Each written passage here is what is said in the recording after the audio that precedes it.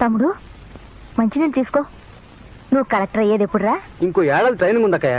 ఆ తర్వాత కలెక్టర్ అయ్యావంటే ఎడా పేడా 2 చేతుల సంపాదన.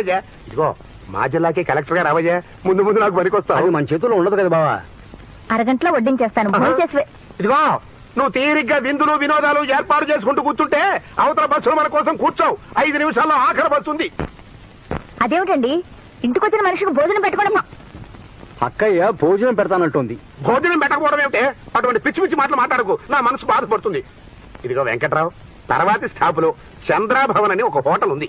అక్కడ నా పేరు చెప్పి మంచి స్పెషల్ భోజనం ఒకటి చేసేయి. 7 or 8 పుచ్చుకుంటాడు, ఇచ్చేయి. ఇదిగో మళ్ళీ నువ్వు భోజనం చేయకపోతే నా మనసు బాధపడుతుంది. టైం అవుతుంది, బయలుదేరు. బావా ఒక్క విషయం, బుట్ట మాత్రం ఇవ్వను. నువ్వు ఇచ్చినా నాకు అక్కర్లేదులే. ఈ జన్మకి నువ్వు మారవు బావా, అంతే.